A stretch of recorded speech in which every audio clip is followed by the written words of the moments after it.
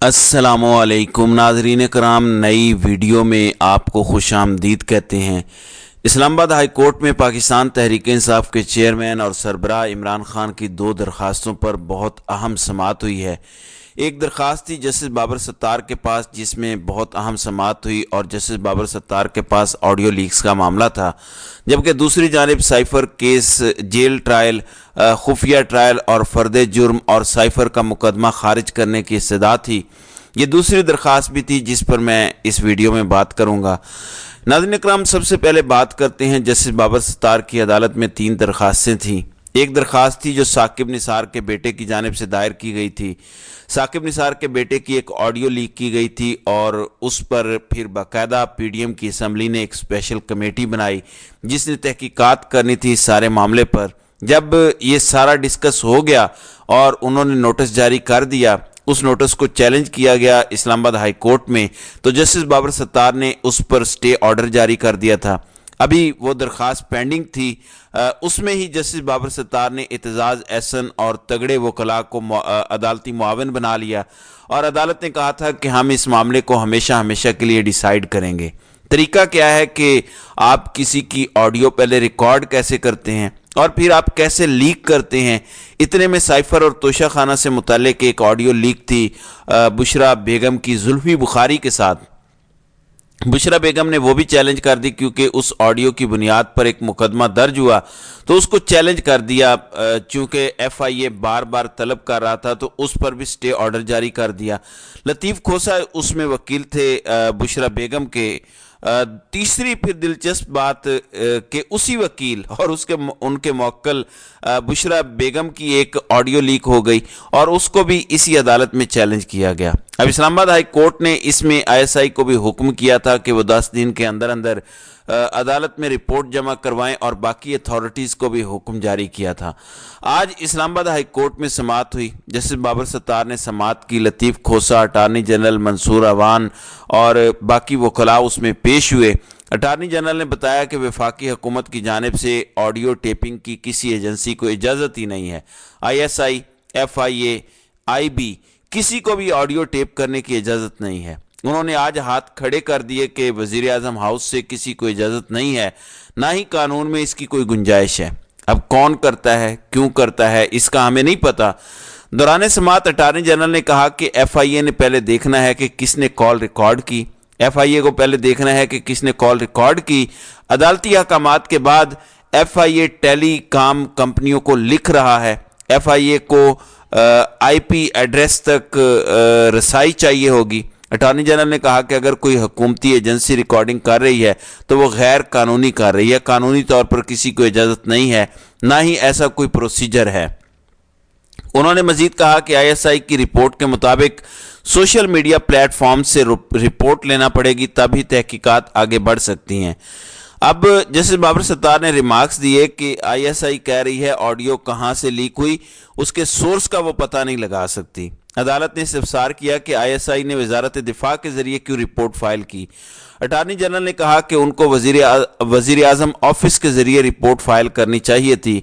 दौरान समाअत पैमरा के वकील ने कहा कि हमने कहा था कि टीवी चैनल्स इस किस्म के ऑडियो लीक्स नशर नहीं करेंगे। हमने ये मामला काउंसिल ऑफ कंप्लेंट को भेजा, वो फैसला करेंगे। जब आपने इमरान खान की आवाज़ दबानी होती है, आपने पाबंदी लगानी होती है, आप फैसला कर देते हैं। अब जब अदालत ने अहकामात जारी कर दिए इस तरह की ऑडियो किसी सूरत भी मीडिया पर नहीं चलाई जा सकती, उस पर आप कहते हैं कि काउंसिल ऑफ कंप्लेंट को हमने भेज दिया है। तो जस्टिस बाबर सत्तार ने वकील पैमरा से इस्तफसार किया कि क्या आप मौसर तरीके से बतौर रेगुलेटर काम नहीं कर सकते? क्या आपने टीवी चैनल्स को किसी और केस में फौरी हिदायत जारी की हैं? आप ये कह रहे हैं कि फौरी तौर पर आप एक्शन नहीं ले सकते। जैसे बाबर सत्तार ने रिमार्क्स दिए कि मामला काउंसिल ऑफ कंप्लेंट के पास जाएगा। जैसे बाबर सत्तार ने रिमार्क्स दिए कि फ्रीडम ऑफ इंफॉर्मेशन और प्राइवेसी का मामला है, केस बैलेंस होना चाहिए। अदालत के रियासत की जिम्मेदारी है कि इसको यकीनी बनाए। अदालत ने पीटीआई को हिदायत देते हुए कहा कि डीजी साहब आइंदा समाअत पर आप तफसीली रिपोर्ट जमा करवाएं। अब अगले अल्फाज बाबर सत्तार के सुनिएगा। बाबर सत्तार ने रिमार्क्स दिए कि तमाशा बनाना चाहते हैं तो बना लें, یہ اب وفاقی حکومت پر ہے کہ وہ کیسے چلانا چاہتے ہیں۔ اگر حکومت نے نہ بتایا تو پھر ہم نیشنل اور انٹرنیشنل عدالتی معاون مقرر کریں گے۔ ہم اس معاملے سے پیچھے نہیں ہٹیں گے۔ ہم ہر صورت اس معاملے کو ڈیسائیڈ کریں گے کہ کون ہے جو آڈیو ریکارڈنگ کرتا ہے پھر لیک کرتا ہے۔ نہ ایجنسیوں کو پتہ ہے، نہ وزیر اعظم کو پتہ ہے، نہ حکومت کو پتہ ہے، نہ پیمرا کو پتہ ہے، نہ ایف آئی اے کو پتہ ہے، نہ پی ٹی اے کو پتہ ہے۔ پھر کون ہے جو ہمارے ملک میں تمام شہریوں کے بنیادی حقوق کو تباہ کر رہا ہے؟ کون اس کے خلاف ایکشن لے گا؟ سب سے پہلے ہم اس مقام تک پہنچیں گے کہ یہ ہے کون، پھر اس کے خلاف کارروائی کیا ہونی چاہیے وہ ہم ساتھ ڈیسائیڈ کریں گے۔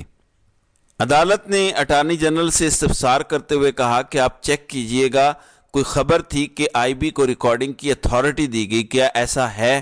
تو اٹارنی جنرل نے کہا کہ میں چیک کر کے بتاؤں گا۔ وکیل سردار لطیف کھوسہ نے کہا کہ یہاں نام لینے پر تو پابندی ہے لیکن میری تصویر پورا دن چلتی رہی۔ عمران خان کا نام لینے پر پابندی ہے لیکن میری تصویر پورا دن میڈیا پر چلتی رہی اور انہوں نے وہ آڈیو چلائی۔ جسٹس بابر ستار نے مسکراتے ہوئے ریمارکس دیے کہ یہ تو آپ کے الیکشن میں بھی آپ کی مدد دے گی۔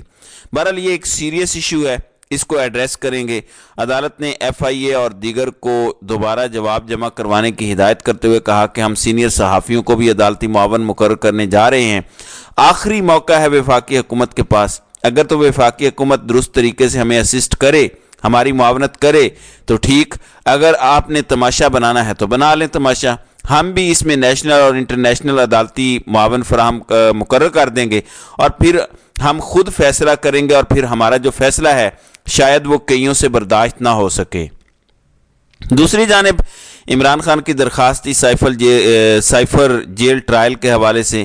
ایک وہ تھی جو 12 دسمبر میں فرد جرم عائد ہوئی خفیہ ٹرائل کا حکم ہوا اور مختلف عدالت سے استدعائیں کی گئیں۔ پھر ایک وہ درخواست تھی جو فریش فائل ہوئی بطور اعتراض کیس کے لگی تھی، اور ایک وہ ہے جو 4 دسمبر کا پہلا فیصلہ جس میں کاپیاں تقسیم ہونی تھی، نقول تقسیم ہونی تھی، اس کا تھا جو پہلے نوٹس جاری کیا گیا۔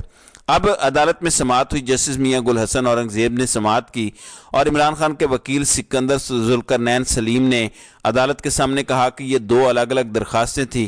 رجسٹرار آفس کے اعتراضات کے ساتھ میاں گل حسن اورنگزیب نے سماعت کی اور ذوالقرنین سلیم عدالت کے سامنے پیش ہوئے۔ وکیل عمران خان نے کہا کہ ہمیں یہ اعتراض لگایا گیا ہے کہ آپ نے جو استدعا کیا ہے وہ درست نہیں ہے۔ جیسے میاں گل حسن اورنگزیب نے استفسار کیا کہ درخواست پر کیا اعتراض ہے، آپ بھی اپنی استدعا کسی ایک آرڈر کے خلاف رکھیں۔ وکیل عمران خان نے کہا کہ 12 نومبر کے خصوصی عدالت کے آرڈر کو ہم نے چیلنج کیا ہے۔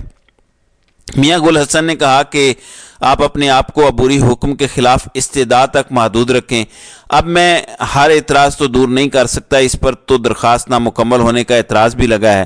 آپ درخواست نامکمل ہونے کا اعتراض دور کریں، باقی اعتراضات میں دور کر دیتا ہوں۔ عدالت نے وکیل عمران خان کو درخواست پر رجسٹرار آفس کے اعتراضات دور کرنے کا حکم دیتے ہوئے کہا کہ اس کے بعد رجسٹرار آفس اس پر نمبر لگا دے اور آپ سماعت کے لیے مقرر کروا لیں۔ تو مین درخواست جس میں فرد جرم اور خفیہ ٹرائل وغیرہ چیلنج کیا گیا ہے، اس پہ آج باقاعدہ کوئی آرڈر نہیں ہوا کیونکہ اعتراضات کے ساتھ کیس لگا تھا۔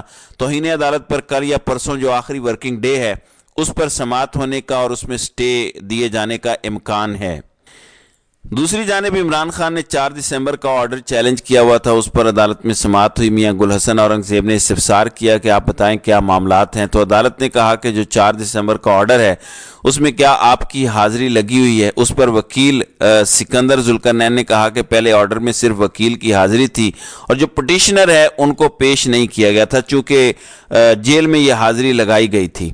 جسٹس میاں گل حسن اورنگزیب نے کہا کہ جیل ٹرائل کن حالات میں ہو سکتا ہے، یہ تفصیلی فیصلے میں لکھا ہے۔ عدالت نے ہدایت کی کہ فیصلہ ہائی کورٹ کی ویب سائٹ پر اپلوڈ ہو چکا ہے، آپ پہلے اسے پڑھ لیں۔ وکیل نے کہا کہ جب ٹرائل کا عدم قرار دیا تو اس کے بعد کورٹ نے کچہری میں کیس کی سماعت کی مگر ملزمان کو پیش نہیں کیا گیا۔ جیل سپرنٹینڈنٹ نے ملزمان کو پیش کرنے سے معذرت کی جسے عدالت نے منظور کیا۔ عدالت نے آئندہ سماعت پر جیل ٹرائل کی منظوری ہونے سے قبل جیل میں ٹرائل کیا جو غیر قانونی تھا۔ جیسے میاں گل حسن اورنگزیب نے کہا کہ اتھارٹیز ایسا مٹیریل پیش کر سکتی ہیں جس کی بنیاد پر ملزمان کا جیل ٹرائل ہو سکتا ہے۔ وکیل عمران خان نے کہا کہ جیل کورٹ کے جج انہیں خود سے جیل احاطہ میں شفٹ نہیں کر سکتے تھے، ان کے پاس تو کوئی ایسا مٹیریل ہی نہیں آیا، انہوں نے تو اپنی مرضی سے جیل میں شفٹ کیا، جو بالکل غیر قانونی طریقہ کار ہے۔ Additional advocate general Iqbal Duggal نے سائفر کے جیل ٹرائل کا 29 نومبر کو نوٹیفیکیشن عدالت میں پیش کیا۔ عدالت نے نوٹیفیکیشن کی کاپی پٹیشنر کے وکیل کو بھی فراہم کرنے کی ہدایت کی۔ عدالت نے کہا کہ حکومتی اجازت کے بغیر تو ٹرائل نہیں ہو سکتا، وہ ٹرائل غیر قانونی ہوگا۔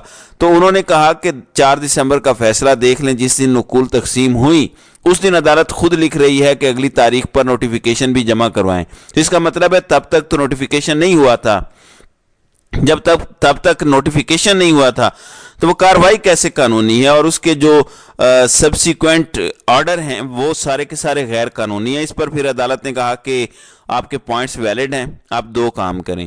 ایک تو فیصلہ اپلوڈ ہو چکا ہے جیل ٹرائل کے حوالے سے، اس کو دیکھ لیں، اس میں جو ریزننگ دی گئی ہیں اس کو دیکھیں، پھر عدالت کو اسسٹ کریں کہ کیا جو عدالت کی جانب سے فیصلہ آیا اس کی خلاف ورزی میں جیل ٹرائل ہو رہا ہے۔ پھر حکومتی نوٹیفیکیشن تھا 29 نومبر کا، اس پر بھی عمران خان کے وکیل نے کہا کہ ہمارے خلاف ٹرائل تو شروع ہوتا ہے 23 نومبر کو، نوٹیفیکیشن جب 29 نومبر کو ہو رہا ہے تو پھر وہ کیسے قانونی ہو سکتا ہے؟ تو عدالت نے کہا کہ آپ نوٹیفیکیشن کو بھی پڑھ لیں، آپ تفصیلی فیصلہ بھی پڑھ لیں، پھر اس کے بعد اس پر فائنل آرگومنٹس رکھ لیتے ہیں۔ تو اس درخواست پر 28 دسمبر کی تاریخ رکھی ہے، جبکہ دوسرے کیس میں عدالت کی جانب سے حکم جاری کیا گیا کہ اعتراضات دور کریں، اور امید ہے کہ کل دوبارہ اس پر سماعت ہوگی اور آج اعتراضات دور ہو چکے ہوں گے۔ تو ناظرین کرام، آپ کی اس ویڈیو کے حوالے سے کیا رائے ہے؟ آپ اپنی رائے کا اظہار کامنٹ سیکشن میں ضرور کیجیے گا۔